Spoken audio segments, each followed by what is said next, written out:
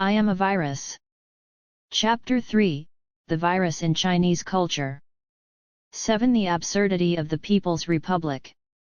Not long ago, following the outbreak of the Wuhan pandemic, a Danish media outlet published a cartoon depicting China's national flag with the 5 stars transformed into the shape of viruses.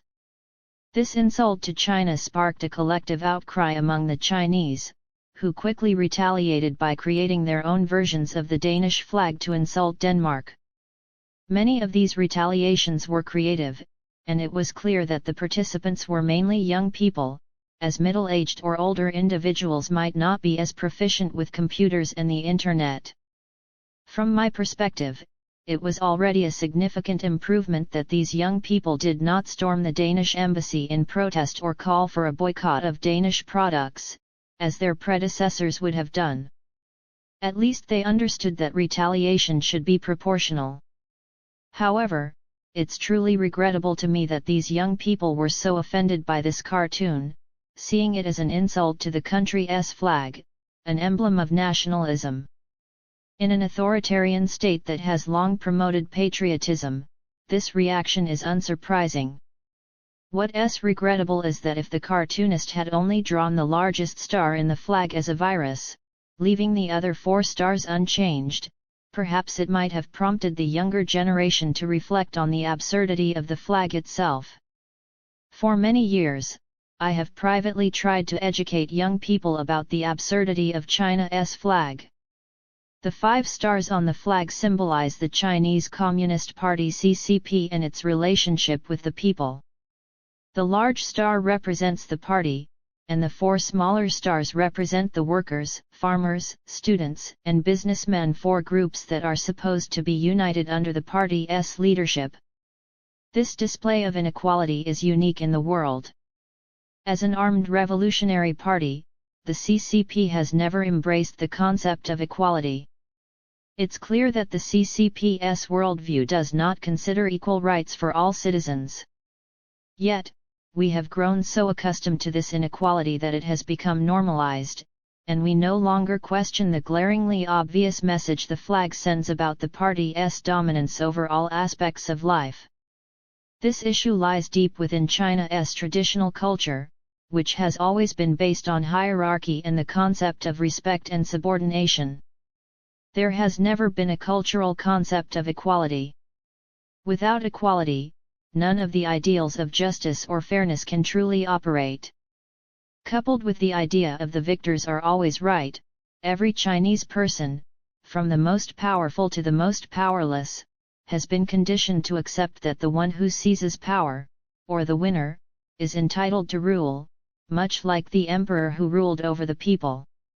Even the so-called Democrats who were co-opted by the CCP at the time of the revolution were deeply influenced by this philosophy. Their swift submission is proof of this mindset.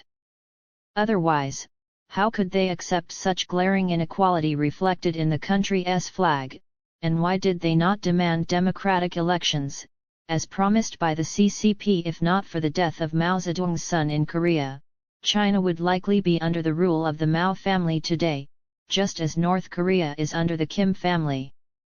The Chinese people were simply fortunate to have avoided such a fate, but our collective destiny is still tied to authoritarian rule.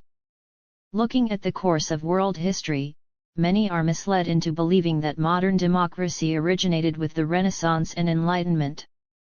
In reality, the Renaissance was a cultural and scientific revival, giving rise to countless brilliant artists, writers, and scientists. Italy, as the birthplace of the Renaissance, did not establish a democratic system until 500 years later, after World War II.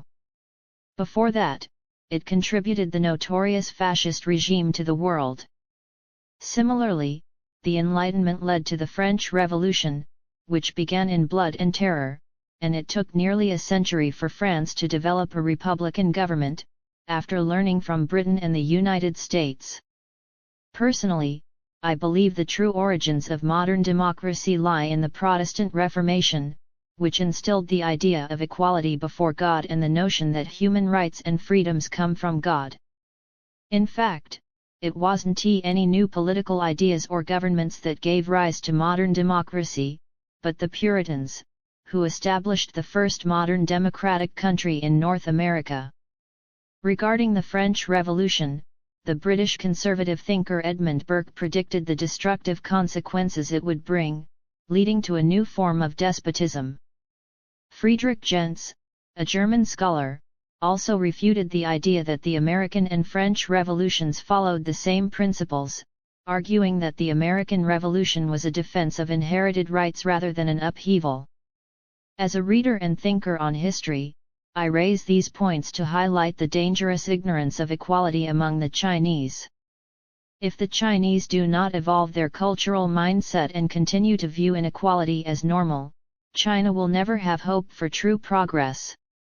The fact that nearly a fifth of the world's population still fails to grasp the universal value of equality is not only a national tragedy but also a global threat, a problem that continues to need addressing. On January 30, 1933, Hitler became the Chancellor of Germany.